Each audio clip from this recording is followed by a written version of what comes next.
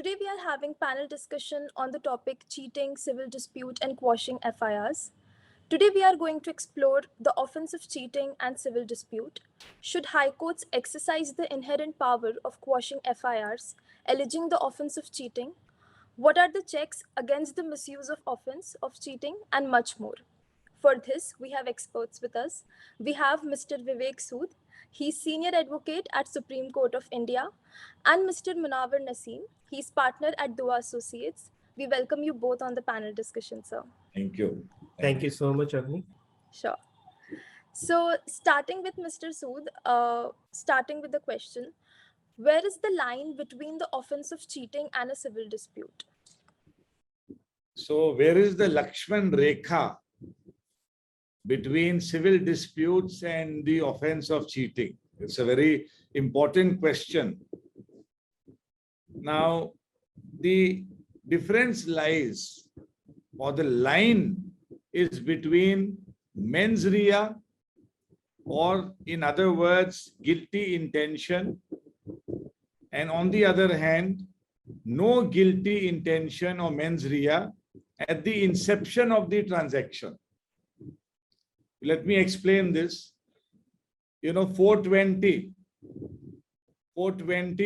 read with 415 of the Indian Penal Code, they define and punish the offense of cheating. So wherever there is a dishonest intention, fraudulent intention at the very inception, the intention is to cheat the other party, to deceive the victim through misrepresentations. So those are cases that fall within the ambit of cheating. Whereas in other cases, where there is a mere breach of promise, mere breach of contract, those are civil disputes. They will not amount to cheating. Now, in most cases, there is a very clear Lakshman Rekha in the middle. But there are some cases which are borderline cases. Now, how to prove intention, mens rea, guilty mind? You can't get into the mind of the accused. There is rarely any direct evidence of cheating. So cheating is proven by circumstances surrounding the transaction and the conduct of the accused. Now, the best way to explain the difference between cheating and a civil dispute, it lies in illustration G to section 415. Illustration G. And this was the beauty of lawmaking in the past. Whenever laws were made, you had illustrations appended to the legislation, which is missing these days. Now, illustration G will tell us where the Lakshman Rekha is. It says, A intentionally deceives Z into a belief that A means to deliver to Z a certain quantity of indigo plant, which he does not intend to deliver, and thereby dishonestly induces Z to advance money upon the faith of such delivery. A cheats. Now it goes on to say, but if A, at the time of obtaining the money, intends to deliver the indigo plant and afterwards breaks his contract and does not deliver it, he does not cheat, but is liable only to a civil action for breach of contract. This is the illustration which draws the line between cheating and civil disputes. Now, I must finish by saying that a cause of action for cheating leads to punishment. It is not a means of recovery of the money. If you want to recover the money, file a civil suit. Through cheating, by making out a case of cheating, you prosecute the offender, which means he ultimately, if he is convicted, he goes to jail. But for recovery of money, you file a civil action in the court. So both are parallel remedies. So So here lies the distinction between cheating and a pure civil dispute. Just to add to what Mr. Sood said, there is an explanation H also, which is on the same lines, which says that deceives a person to believe that he has performed his part of the contract. To adding to what Mr. Sood just said, in contractual matters also, if a person is only deceived that the other person has performed his part of the contract, then only the offense of cheating comes in. Yes. Thank you, sir. One more. Yes. Yes, sir. Thank you for telling us the Lakshman Rekha. In these G and H, we got the Lakshman Rekha. Yes. And this is actually mentioned in many cases. Yes, yes. And there is one more aspect I would like to add, Many a times it is argued in the court that this was purely a commercial transaction. Now you have precedents that many cheatings are committed in the course of commercial transactions also. Rajesh Bajaj and other judgments are there. So you can't say just because there is a contract, a written agreement, so it has to be a case, of a civil dispute. It may be a case of cheating also. Yeah, thank you for making us understand the offense of cheating and civil dispute with the examples of illustrations. So coming to the second question to Mr. Munawwar, do you feel with your experience that high courts should exercise the inherent power of quashing FIRs, alleging the offense of cheating more often? This is a very interesting question and a very pertinent question as well. Inherent powers under the Civil Procedure Code is given to all the courts. But when you see the Code of Criminal Procedure, the inherent powers vest with the High Court only. So the inherent powers are worded in such a broad way that it gives a lot of power to the High Court. It starts by saying that nothing in this code shall be deemed to limit or affect the inherent powers of the High Court, to make such orders as may be necessary to give effect to any order under the code, which means the Code of Criminal Procedure, or to prevent abuse of the process of any court, or otherwise to secure the ends of justice. So all the three things read together, and it starts by saying nothing in this code shall be deemed to limit.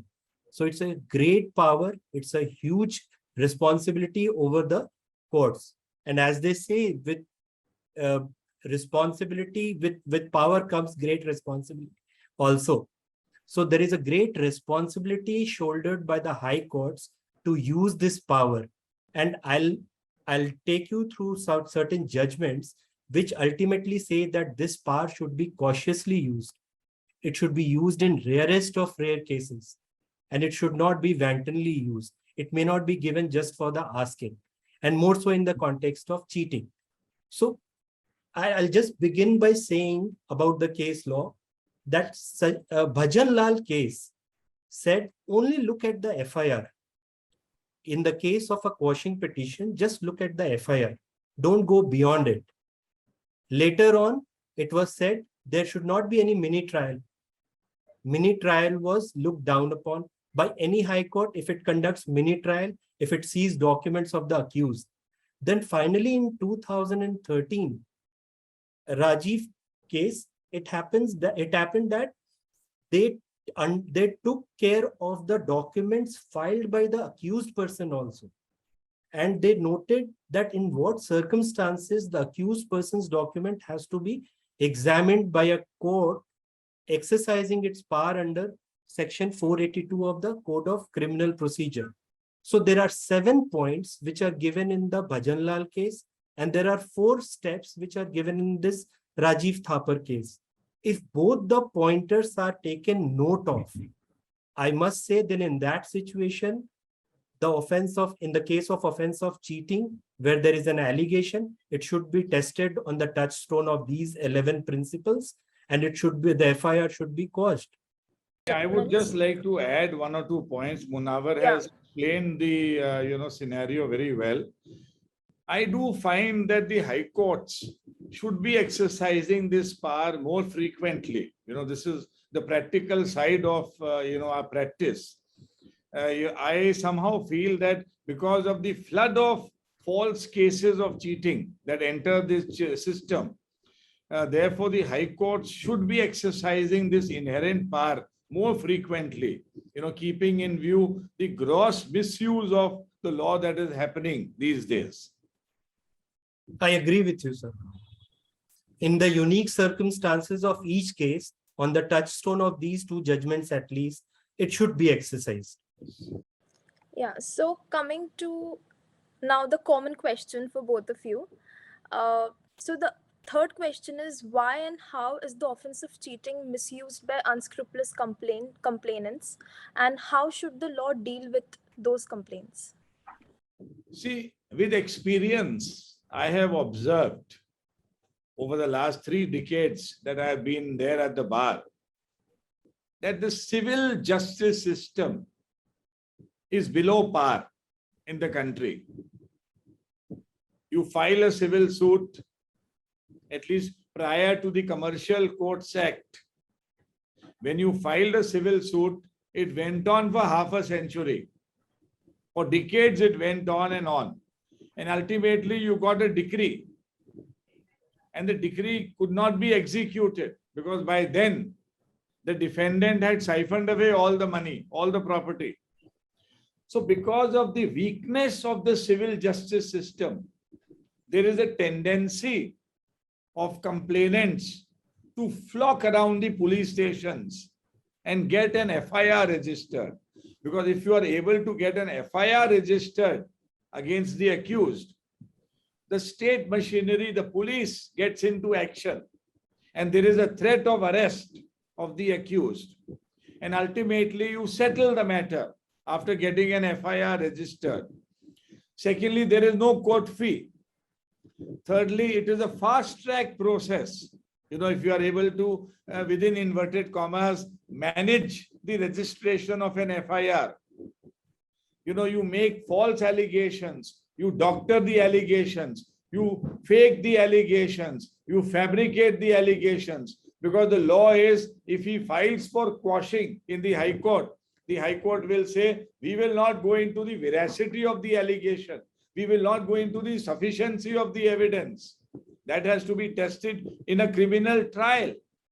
So you succeed in getting an FIR registered. It's a shortcut to civil remedies, which are highly dilatory. And that is why you see a gross misuse of the law, especially the law with respect to cheating. Cheating is broadly defined. There are so many FIRs which I come across on a daily basis where the offense of 420 is mechanically added without any application of mind by the investigating agency. So this is the main reason, the civil justice system being very weak in our country. And the criminal justice system is proactive. It is hyperactive if you get an FIR registered.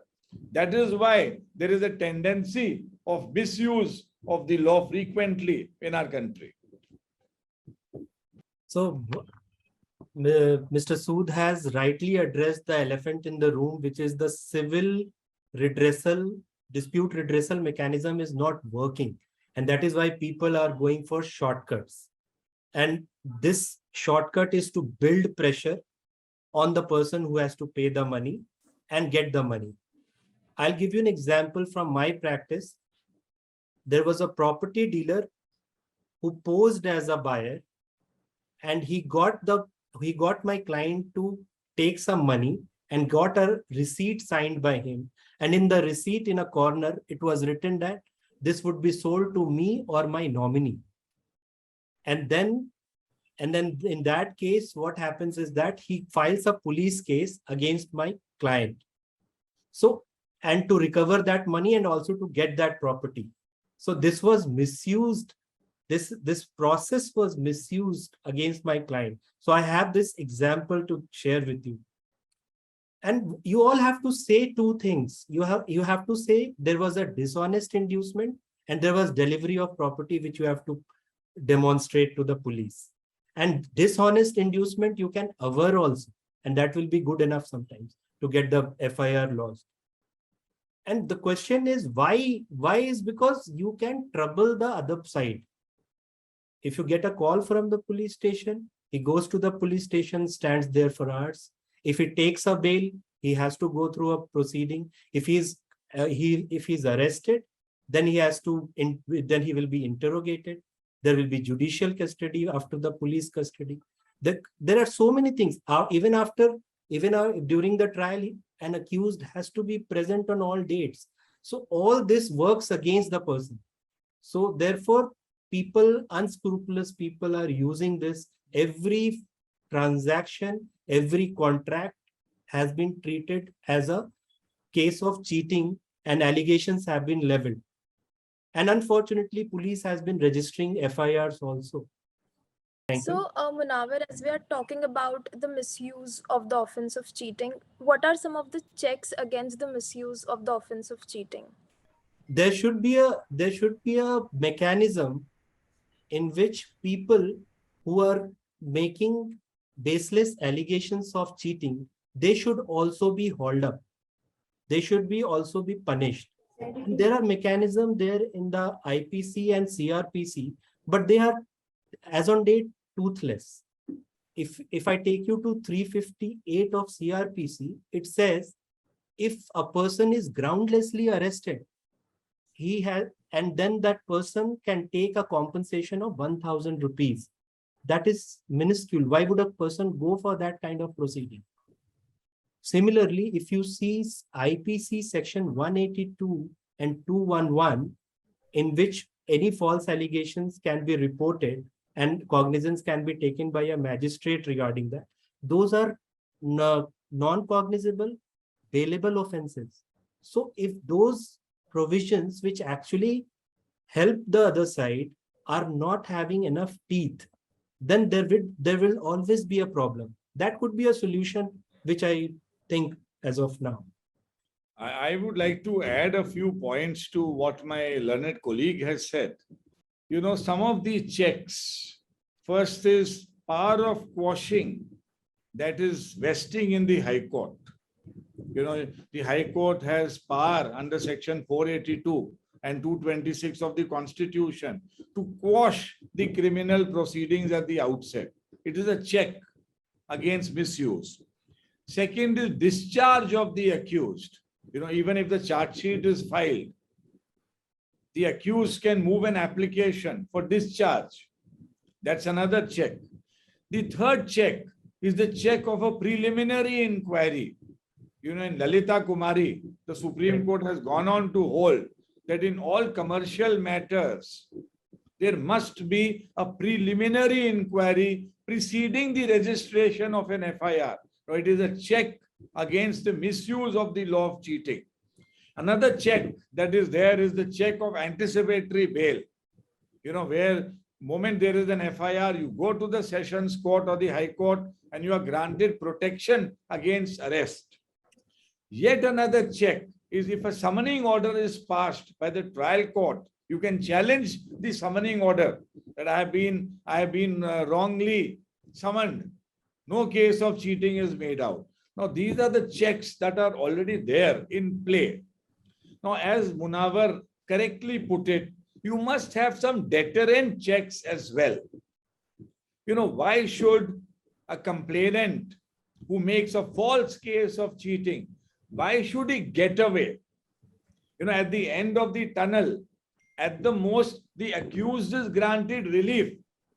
But where is the deterrence against complainants who abuse the process of law? The deterrence mechanism is very weak, as Munawwar pointed out. Now, the deterrent checks have to be made more harsh.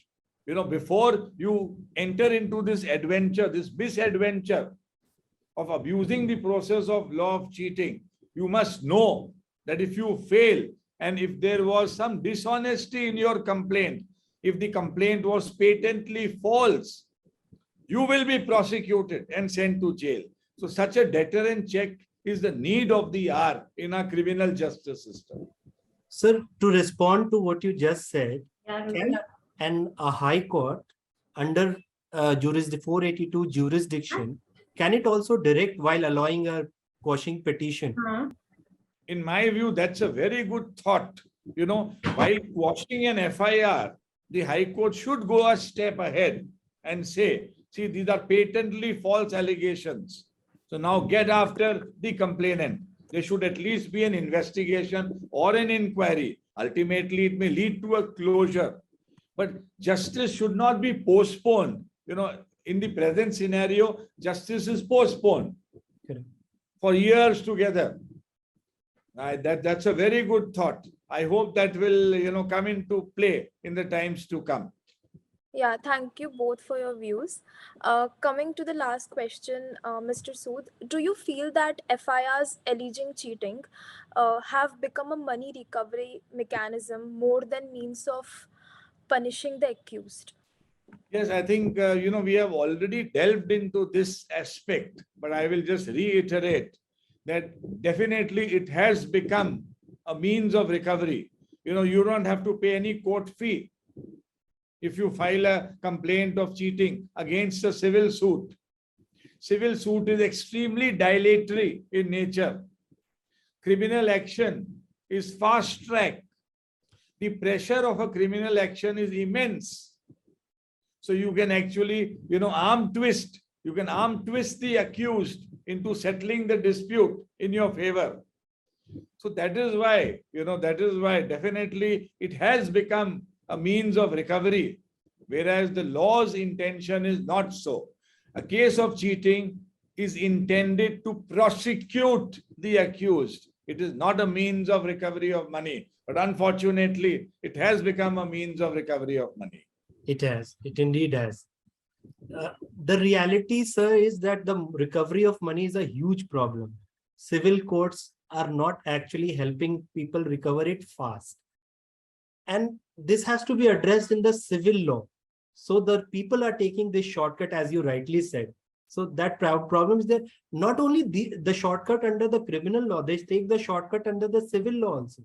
Take, for example, winding up and insolvency. Many a times the tribunals and in their orders say that this is not a recovery court.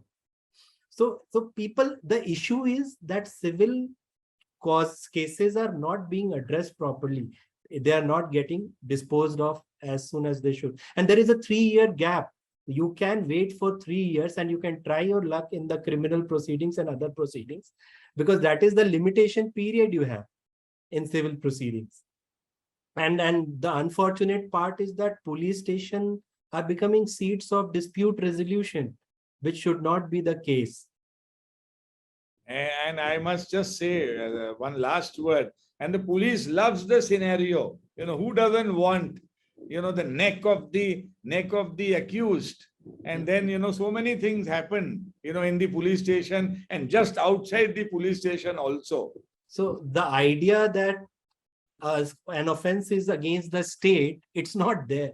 What we were taught in the law school, it has been relegated to a recovery mechanism. Correct. Yeah. Well said. Well said. Thank you so much for sharing the views. I think it explains a lot about cheating, civil dispute, and also clears a lot of doubt regarding quashing FIRs. So thank you so much for sharing your views and ideas on this panel discussion. It was great having you. Thank you. Pleasure being on the platform, and especially with my colleague, Munawwar. It's a great Munawwar, it was a pleasure, having this session with you. Yeah. Same here, sir. It's an honor and a privilege. Thank you.